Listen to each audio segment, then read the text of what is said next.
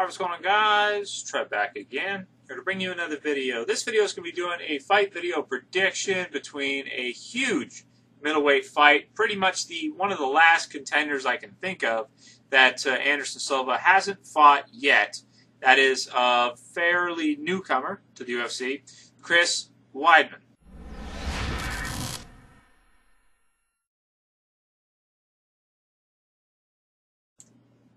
So this one is scheduled to take place July 6, 2013, UFC 162. I'm pretty excited for the fight. Want to do a video prediction for it, just because I think it is an interesting contest. And I mean, there aren't a lot of guys at middleweight that can really mess with Anderson Silva anymore these days. He's pretty much cleaned out the entire division, even to the point where he'll go up to 205, take some fights, come back down.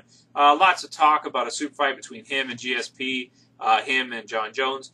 I think it's obvious at this point to conclude that Anderson Silva versus GSP is never going to happen. GSP had an opportunity to take that fight before this one, and he turned it down. He doesn't want it. So I have no reason to believe that GSP probably ever will want to fight Anderson Silva. I don't think he ever will. At this point, I don't think it's going to happen. People have been saying for years, after this guy beats this guy, or after he beats Nick Diaz, then he'll fight, Anderson. After this guy, then he'll fight Anderson. After this guy, and it just goes on after Johnny Hendricks, and yada yada yada. And it's been going on for like the last 3 years. People have been talking about it. So at this point, to me, it's fairly conclusive. No matter what anybody says, that GSP won't sign to fight Anderson Silva. I don't believe he'll do it. I just don't believe he will. I think probably because, he knows moving up in weight would be difficult, and he's pretty much signing up to lose because I don't think GSP can beat Anderson. That being said, the other way to go would be to see Anderson move up and face Jon Jones, and I would love to see that, and really think that that's the fight the UFC needs to make after this one. I mean, that fight would take precedence over this one anyway if they were going to do it, but again, the UFC seems to be hesitant, doesn't seem to want to do it, even though they've had lots of chances, still haven't. But I'm not ruling that out as a possibility. I think that they could probably still do a Jon Jones versus Anderson Silva in the fairly near future, and we could still see that at some point. Because after this one, I don't know, they'll put somebody in there against Anderson, but it's like, does it really make sense anymore? Probably not, because Anderson's going to win unless something happens to him, he gets injured or something, or he just gets old instantly, which can happen to some guys like Fedor, for example. You could argue that, but I see it that way. So in terms of a fight video prediction, I want to talk about the fight a little bit, talk about Chris Weidman. Obviously, we all know Anderson Silva. We don't have to talk about it. The most dominant striker in the history of mixed martial arts, the greatest fighter of all time, #1, pound for pound, in the history of mixed martial arts, period. Pretty much non-debatable at this point. Some people could say Fedor, but at this point I think after everything we've seen with Anderson beating Chael the second time, that in my opinion at least, and most people's, he's the greatest of all time. So that being said, what does Chris Weidman bring to the table that the others haven't? Well, I mean, nothing really that, that Anderson's never dealt with before. Let's go over, he's 9-0, so he's undefeated, so that's impressive, obviously. Beat Mark Munoz by a KO, basically beat him down, out-wrestled him, beat Damian Maia by decision, Tom Lawler, and then several others before that. All in all, I would say that he is a very well-rounded fighter. He's got excellent wrestling. He's got a really unique, quick single leg takedown that if you watch his highlights and stuff, you'll see he pulls it all the time on guys. It's like a reflex. I mean, he just goes into it, and next thing you know, the guys are down. They're on their back.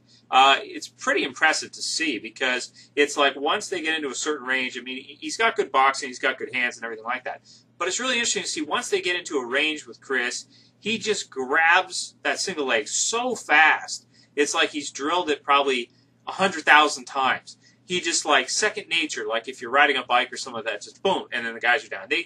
Most guys can't seem to stop him. I mean, even Mark Munoz, who's a better wrestler than Anderson Silva, I would have to say, one of the best wrestlers at that weight class, was not able to stop him from taking him down. I mean, sometimes he was, but still Chris was able to get him down a lot of times.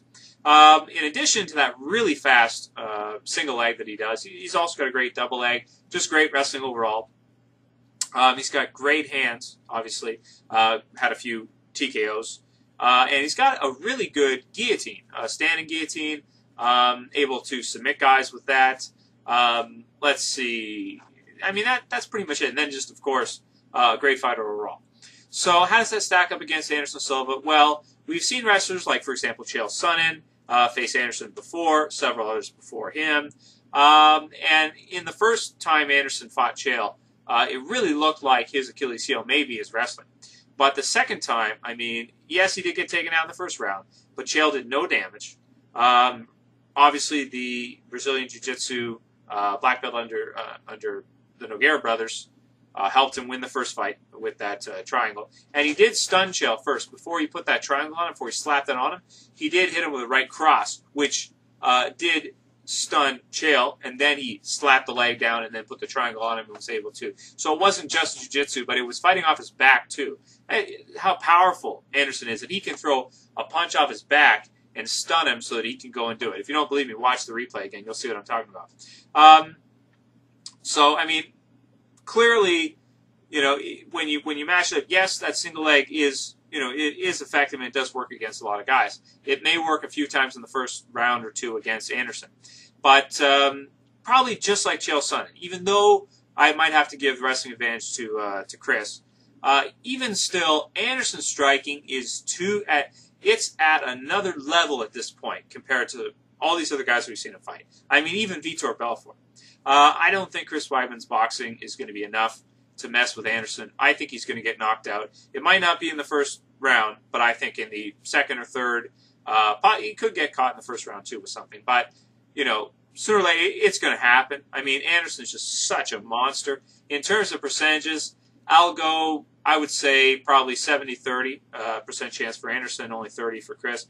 Even though GSP says he's not worried about Anderson because he thinks Chris will beat him, I think it's just wishful thinking. I think that he's in delusion, and I think Anderson's going to take this one. I'll put my money on Anderson. I mean, you kind of be a fool not to. I think. I mean, you could think Chris would win, but I can't see how anybody could think that the odds are in his favor. I mean, obviously Anderson's striking too good. His jiu-jitsu's amazing if he needs it to. A lot of weapons. His wrestling's good. His counter wrestling's good. But I just think, even when those takedowns stop working and Chris has to stand with Anderson, that's when it's going to be a good night. Hopefully we'll see another one of those crazy crescent kicks again. Awesome. Love it. Anyway, that's it for this video, guys. I'll see you for the next one. This is Trev, and I'm saying peace.